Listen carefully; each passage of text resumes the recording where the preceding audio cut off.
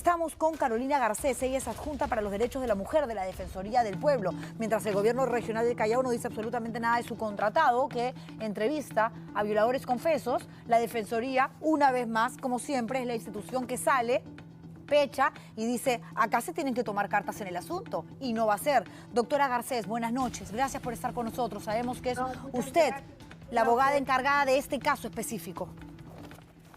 Sí, en realidad nosotros como Defensoría del Pueblo desde el inicio hemos exhortado, hemos solicitado al Ministerio Público, como debe ser, que se inicie de oficio una investigación ante una situación tan seria y tan lamentable, porque como Estado tenemos la obligación de investigar y como sociedad tenemos la obligación también de condenar y dejar de normalizar, naturalizar este tipo de actos que son manifestaciones de violencia contra la mujer, y peor aún, en un contexto en el cual, lamentablemente, en el marco de conflictos sociales, en el marco de situaciones de emergencia, la violencia contra la mujer está siendo cada vez más cruenta y cada vez más evidente. Es que, doctora Garcés, es simplemente alucinante, ¿no? Hemos empezado el programa dando cuenta de una niña de 11 años, no sabemos si la violaron o no, le colocaron unos clavos en la cabeza, la están trasladando a Lima, luego una niña de 17 años que sería víctima de una mafia de trata de personas, y claro, luego esto que aparece como si fuese un programa de entretenimiento donde normalizan,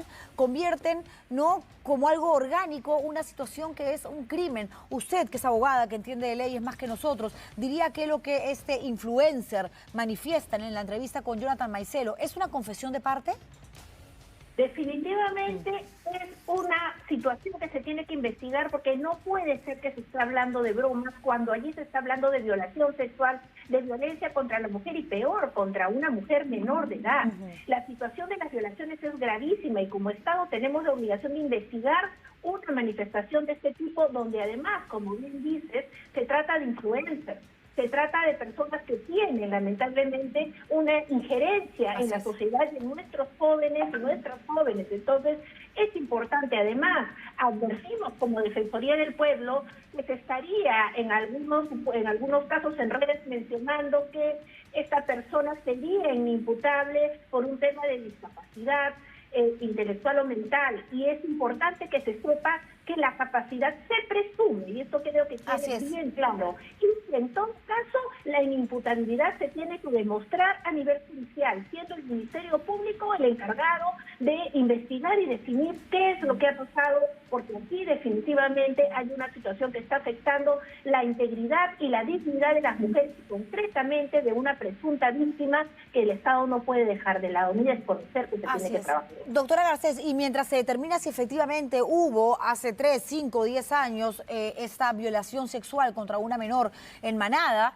el delito de apología a la violencia sexual no está absolutamente corroborado con lo dicho por este sujeto, más allá de que diga que era una broma, que fue mentira.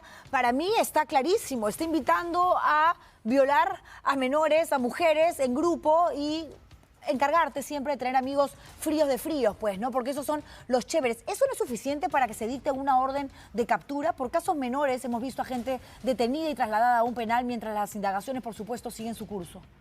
Bueno, como Defensoría del Pueblo, como bien conocen, nosotros somos absolutamente respetuosos de las competencias de las instituciones del Estado encargado. En ese sentido, lo que sí nos parecía, y eso es lo que hemos hecho, es exhortar al Ministerio Público a que inicie una investigación ante una presunción de un delito grave. Y efectivamente tiene que investigarse tanto a nivel de lo que ha sido en su momento una presunta violación sexual, como también, como bien tú planteas, lo que está establecido en el artículo 316 del Código Penal, establece específicamente la apología como delito, la apología de la violación sexual. Ajá. Y yo aprovecho, discúlpame, para mencionar todo lo que está pasando, que no son cifras, son vidas, son violaciones a los derechos fundamentales de las mujeres. Y hace unos días, antes de que falleciera esta pobre jovencita, nosotros sacamos un pronunciamiento mencionando que en un marco de emergencia, en un marco de crisis social, la propia estadística nacional y mundial refiere que hay más situaciones de violencia contra mujeres. Y en ese sentido llamamos la atención, y lo vuelvo a decir, como Defensoría exhortamos a que se retome de una manera realmente seria una voluntad política por enfrentar esta problemática. Doctora, a una mujer la queman en plena vía pública, ¿no? Le echan combustible posible, le prenden fuego. Finalmente esta chica de 19 años no logró sobrevivir a las heridas, tenía el 60% del cuerpo calcinado, sobre todo heridas en la parte del pecho, cuello y rostro, y se demoraron la vida, en dictar una orden de captura, de búsqueda inmediata para el sujeto que ya había sido reconocido, este ciudadano venezolano. O sea, ¿por qué nos postergan tanto a las mujeres? ¿Para qué? Para que el mensaje para nuestros verdugos sea siempre el mismo. No pasa nada. Espérense un ratito, ya va alguien a encontrarlo. No, porque estamos inmersos en un ambiente machista, en una sociedad que nos violenta, que nos agrede física, sexual, emocionalmente, y muchas veces esas historias terminan en feminicidio. Me queda poco tiempo, pero le quería hacer una última pregunta, doctora Garcés.